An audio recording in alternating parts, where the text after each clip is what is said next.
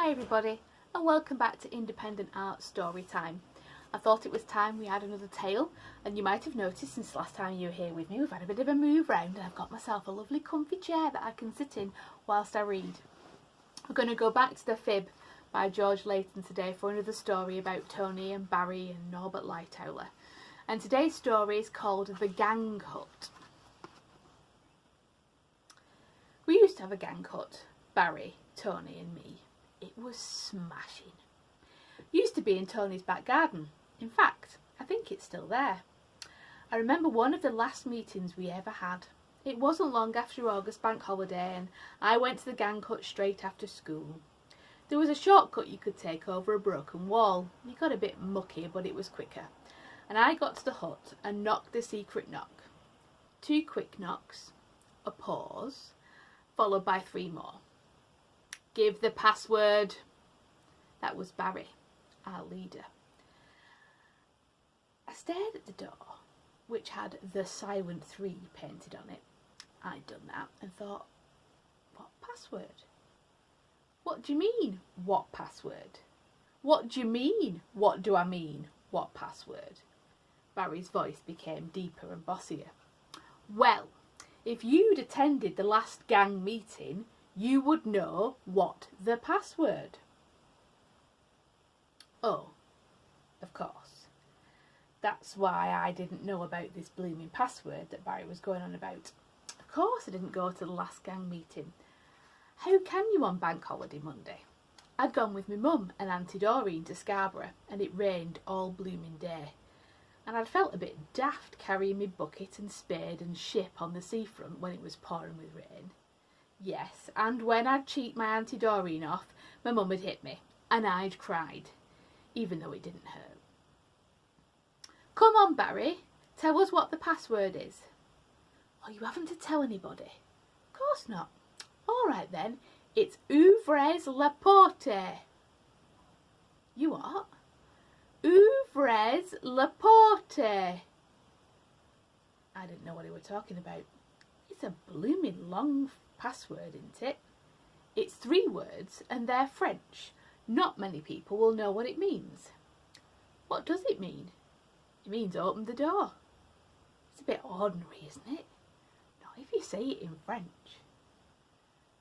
Suppose so. Anyway, open the door. Say the password. You know it's me. Let us in. Say the password. All right then. Ouvrez la porte. At last, I was in the den. It was only small, but at least it was ours, Tony's, Barry's and mine. That is the Silent 3. And now we got a lock and key from Barry's dad, nobody else could get in. Come to think of it, neither could me and Tony because Barry always kept the key. Seeing as his dad had given us the lock, Tony said that he should keep the key because the den was in his back garden. And I'd agreed. Not that I wanted Tony to have the key either, but Barry always got things got things his own way. He used to be like that a lot, did Barry, pushing his weight around and telling us how much better he did things than we did. Barry was starting to go on about Tony being late. Where's Tony? Isn't he coming? Tony was in the same class as me. Yeah, but Miss Taylor's kept him in for eating in class. Rotten thing, she's always keeping people in, you know. Yeah, I know, she took us last year. Barry was in class 4 and was going for his scholarship in December. Tony and me were only in class 3. If I'd been taking my scholarship, I'd have been scared stiff, but Barry didn't seem to be. Hey Barry, do you think you'll be scared when you take your scholarship? Yeah, of course, everybody gets scared, wouldn't you? Oh yeah, I know everybody gets scared, but I just wondered if you did. Which school do you want to go to if you pass? Oh, I don't know. Same as my brother, I suppose. I don't know. Just then, there were 2 knocks on the door, followed by 3 more. Hey, Barry, that might be Tony. What do you mean, might be Tony? It must be Tony. He's the only one who knows the secret knock, isn't he? Oh, yeah. Ask him the password. Go on. I'm going to. Don't worry. Give me the password. I heard Tony's voice stuttering, trying to think of the password. Ha ha, he'd forgotten it. He didn't know it. I was right glad he didn't know it. Do know it?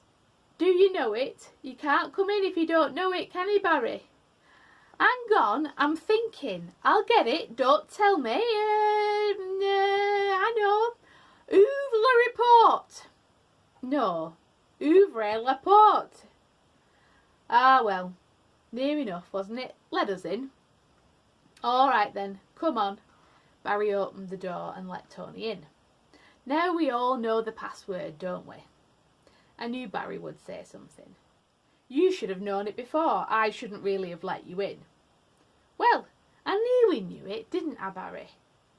Tony looked at Barry for some kind of praise. Although Tony and me didn't really like Barry being the leader of the Silent Three, we accepted him as such and also accepted his decisions on certain gang matters. It was Barry, for instance, who had decided on the gang's policy, which was to rob the rich to help the poor, because that was what Robin Hood did, although it was Tony who had thought of the name the Silent Three. We had lots of things in the gang hut. There was a window with a frame which opened and closed on proper hinges. You had to admire Barry because he'd made that and it was very clever. Of course there was no real glass in it, but there was some sacking which kept the nosy Parkers out. There was also a picture on one of the stone walls of a lady dressed in a long white robe holding a little baby on her knee, and the baby had long curly hair and it didn't have any clothes on, but you couldn't tell if it was a boy or a girl. Barry didn't like it because he thought it looked soppy. Tony said his grandma had given it to him and they ought to be glad that they had it because he bet there weren't many other gangs that had a picture. I thought it looked nice. There was also a table which had 2 drawers, one for Barry, one for me and Tony to share.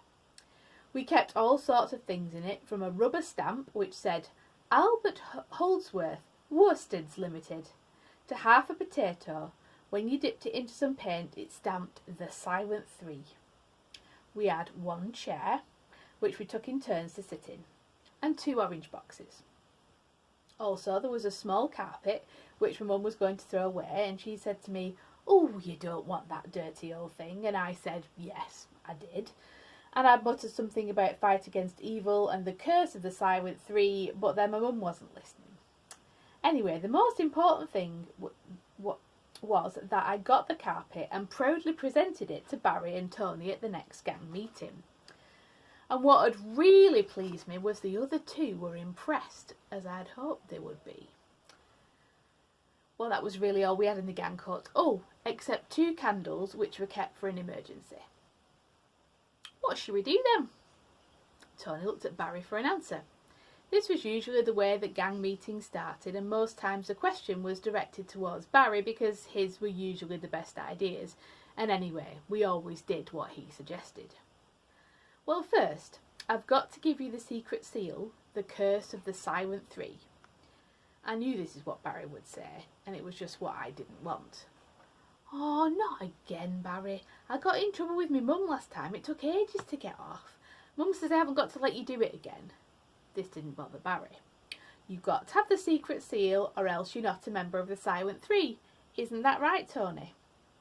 Tony had to agree, although I knew by his face that he wasn't that keen to have the stamp either. Anyway, it won't go on as strong this time because I won't put any more paint on it. Barry took the half potato from his drawer. It had dried blue paint on it from last time we'd used it, and he spat on it to make it wet. Oh, well, I'll get diseases. No, you won't. Hold out your hand. No, I'm not having your spit all over me. Come on, you've got to have it or you'll be banned from the Silent Three. You've got to have it, hasn't he, Tony? Tony nodded in agreement, but he was even more reluctant now than he was earlier on. Barry looked right at me. Come on, are you going to have it or not? I just sat there. Well, you should have let us do our own spitting. Well, it's too late now. Are you going to have it or not? No, I'm not. Barry just lost his temper then and threw the potato on the floor. Well, I'm not bothered about the secret seal anyway, or the gang hut for that matter. I was only joining it in to please you kids. Tony and me, you meant. I was really shocked because, after all, he was the leader of the Silent Three. I didn't know what to say. I just sat there. Tony picked up the potato. I held my hand out and he stamped it. Then he stamped his own. He tried to stamp Barry's hand, but Barry wouldn't let him. The silent three sat in silence, me and Tony waiting for the secret seal to dry, and Barry, well, just not interested. When the secret seal had dried, I tried to talk to Barry. Barry, you know that kid in your class with the big red mark on his face? That's a birthmark. Yeah, that big red birthmark. He was crying his head off in the lavatory this morning. Yeah, I know. His granddad died last night. He went home at dinner time. I remember my granddad. We used to go for walks when I was little. He's dead now. I don't remember my grandma though. She died when I was 2. What about your other granddad and grandma? I didn't know what Barry was talking about. I looked at him. What other granddad and grandma? Your other granddad and grandma, you know, your other granddad and grandma. You have 2 granddads and 2 grandmas, you know. Or don't you even know that? Tony said that he had 2 as well.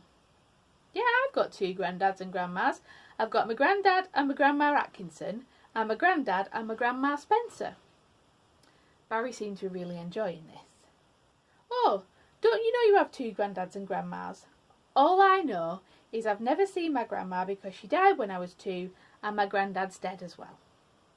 As far as I was concerned, that was that. Although it really surprised me to hear that Barry and Tony both had 2 sets of granddads and grandmas. Why hadn't I? I'll have to ask my mum. Tony and Barry started talking about swimming. We start swimming lessons next year. Tony meant me and him. He didn't have swimming lessons until he got into class 4. Barry had been having lessons for a while. He was quite good. I can do 2 lengths and half a length on my back. Tony could float a bit. I'm right looking forward to having swimming lessons, aren't you? I wasn't really looking forward to having swimming lessons. To be quite honest, I was scared stiff. Yeah, I suppose so. I might be a bit scared though. What for? Oh, it was all right for Barry to talk. What's there to be scared about? You scared you might drown? Yeah, I was. Of course I'm not. I'd only been to the swimming baths once in my life and someone had pushed me in then. It was very scary and I thought I was going to drown that time. The pool attendant had pulled me out and thumped the lad who pushed me in. I'd never been to the baths again since then. Barry was still going on about being scared. There's nought to be scared of, you know. It's dead easy swimming, isn't it, Tony? I don't know. I can't swim, but I can float a bit. Oh, floating's easy. Anybody can float. I couldn't. I was fed up with this talk about swimming. It reminded me too much of what was to come, so I started talking about something else. Hey, it'll be bonfire season soon. This got us quite excited, and Barry said we'd have the biggest bonfire in the neighbourhood. Tony said we should start collecting wood because it was the end of August already. We'll have to go down to the woods. We could go down on Sunday afternoon. Barry agreed, but I said I'd have to ask my mum. You're always having to ask her. Can't you do anything without asking her? Of course I can, but she doesn't like me going down those woods. I had to go then because Mum told me I had to be in by 5:45. Tony had to go too because he was sleeping at our house that weekend because his mum was going away to stay with his big sister for a few days, who was married and lived in Manchester. My mum says by the time she gets back from Manchester, I'll be an uncle. So the gang meeting ended. Tony and me had to go to town the next day with my mum, but we said we'd see Barry at the gang cut about 4 o'clock. Barry said all right, and he was going to go home to see if he could find any empty bottles to take back to the shop so we'd have some money to buy toffees for Saturday morning matinee. Barry started locking up the hut. Hey, are you two going to the pictures tomorrow morning? Don't know. Might do. See you tomorrow afternoon anyway. Ta-ra!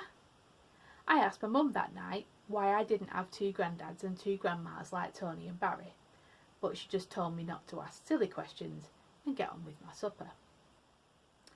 We didn't go to the matinee the next day because Mum said we both had to have our hair cut before going into town that afternoon. I tried to get out of it but I couldn't, and Tony didn't help either because he agreed with my mum and said we really needed our hair cut. Anyway, that was what happened, and about 3:45 we came back from town with lots of shopping. Tony and me changed out of our best clothes. Mine were brand new. I'd only got them just before the bank holiday. And then we went straight over to the gang hut. Well, we just got over the broken wall into Tony's backyard and I knew something was wrong. When I realised what it was, I just couldn't believe it. The whole gang hut was wrecked. Honest, I'll never forget it. The door was wide open and inside the place was a real mess. The 2 orange boxes were broken, the table was knocked over and the picture of the lady was lying on the floor. The window frame was pulled away from the hinges. It was awful. All I could feel was this great thumping in my head. Hey, Tony, I wonder who did this? Barry did. Look. He pointed to the door and instead of the silent 3, it said the silent 2. Why did he do it? Tony shrugged his shoulders and said he probably felt like it.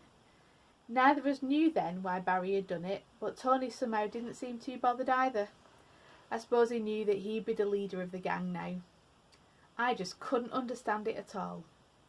Why would Barry wreck the whole gang hut like this? Especially since he built most of it himself, especially the window frame. When Tony left the gang, I became the leader for a while. Tony didn't do anything like wrecking the gang hut, nor did I when I left. We just got tired of it, sort of lost interest. Some of the younger lads used the hut for their meetings after us, but Barry, Tony and me weren't bothered. We didn't care who had the gang hut now. Well, I hope you enjoyed the story today. Maybe you've had a gang hut somewhere. We had one under a tree at the bottom of our back garden. Built houses on it now. Anyway, I'll see you for another story sometime soon.